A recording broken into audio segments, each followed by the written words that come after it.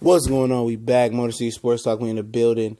Your boy CJ Goodfellow with another installment of season preview. We're going through the Lions regular season opponents, and we reviewing them so you can get familiar with the teams. That's the offseason changes. And today we're going through the New York Jets season 1 Monday night game featuring the Lions at home and the Jets. It's probably seeing more of a bottom feeder, but I think they might be a team that's going to be on the upswing for years to come.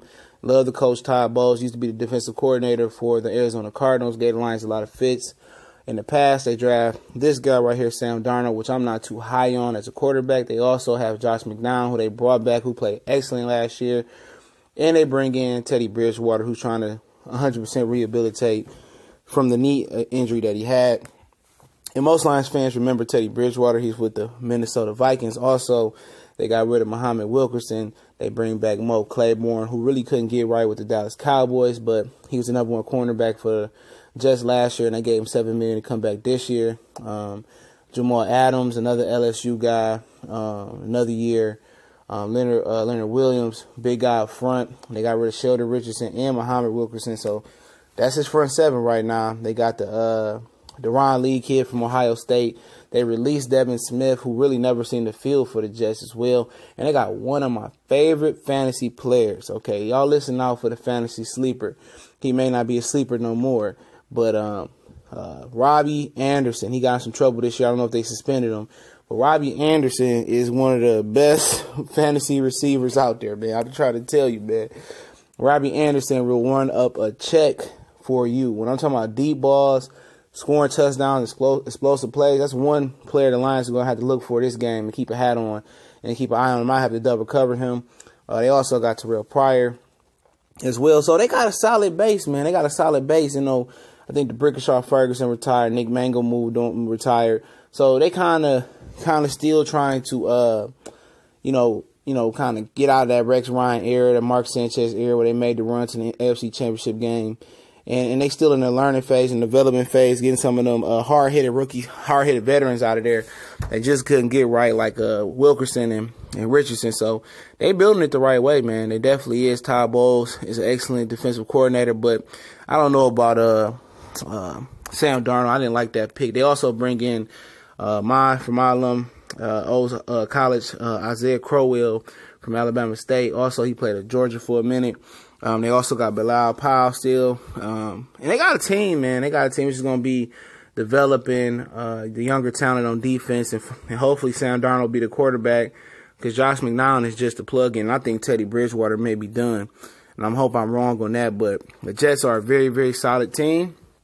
They're not expected to make a lot of noise this year. But I think with 1 or 2 more drafts and off seasons, they could plug in a linebacker, pass rusher there. I think they're going to be there, man. They got Buster Screen in that corner.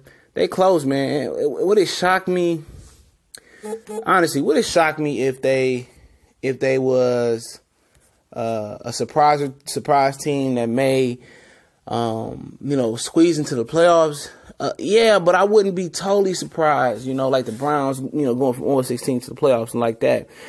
Because they got talent. They got a veteran quarterback, and if Bridgewater could come back and be strong, or Sam Darnold could compete for the job. You never know. They still got Christian Hackenberg, I believe, who I thought was good at Penn State till he got gunshot. He got beat down at Penn State a lot.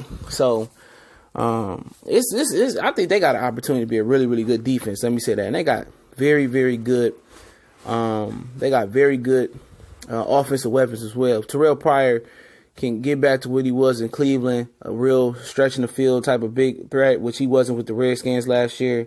Robbie Anderson, if he don't get suspended too long, he's a dog down the field. Crowell, he's a dog out the backfield. Bilal Powell's pretty good. So they got, they might want another receiver, another tight end. They also got the Quincy E guy, Nua guy, really, really good slot receiver. So offensively, they coming around is just going to be quarterback play. If they get fantastic quarterback play, look for them to be a fringe playoff team. If they don't, look for them to be right back in the top 10 or top 15 of the draft again.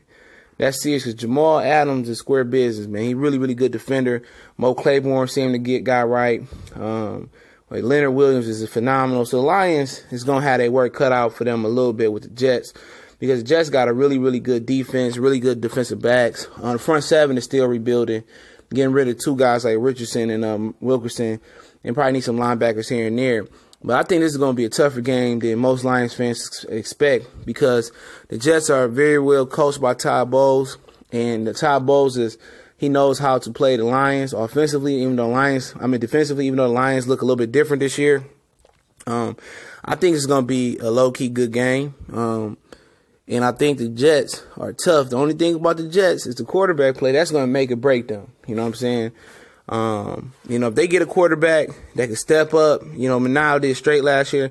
But if they get a quarterback that can take that job from McNall and really step up and make a lot of confident throws down the field and really feed Anderson, feed Quincy in the slot, and feed Terrell Pryor and get him back to what he was, and they can get some running game going, they're gonna be dangerous. But early on, I don't think they're gonna be as dangerous. You know what I'm saying? I think this is going to be one of these teams that's going to improve as the year goes. And they also got Tremaine Johnson from the Rams. I don't know why they paid him that much money. He's really hit or miss. He really could be a safety. He bites on double moves. He get beat deep. But maybe they see it's a scheme fit where he didn't fit in with the LA Rams. You know what I'm saying? But he a big physical corner. So yeah, they made some moves, man. They made some moves this offseason, but I still think they 1 or 2 off seasons away from being, playoff contenders. And that's cool, because let Tom Brady get hurt the next year or two, and then y'all guys, them guys, the Jets, can take over the AFC East and be dominant. So they building it the right way over there. Hopefully they're patient with Todd Bowles. Terrific coach, seemed to be a terrific man. I have a lot of respect for him. I think it's going to be a good challenge week 1 for the Lions, but I think we should be expected to win this game because the Jets are still young and they're learning. But the Jets is tough. They play the Patriots tough every year. They're going to come to the D. They're going to come to the D. They're going to play us tough. They're going to get our respect, but we're going to get their respect as well. And I'm looking forward to this week 1 Monday night matchup with the New York Jets. But I like what they're doing over there. I really do. They building it the right way. And Todd Bowles is a great coach. And hopefully everything turns out, good for them, other than when they play us. But it's Motor City Sports Talk. It's your boy CJ Goodfella. Don't forget, we on Facebook, Instagram, Twitter. All that information is in the description. I definitely appreciate everybody that subscribed, that hit the bell icon so you won't miss another one of our videos.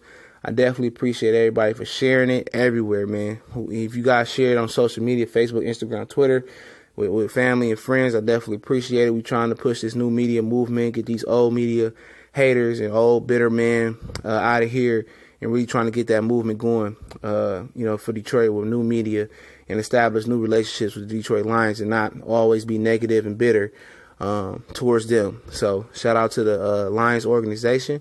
Shout out to the New York Jets. See y'all guys season 1. Much respect for y'all whole organization and team. Appreciate it. Y'all know what it is. We gone.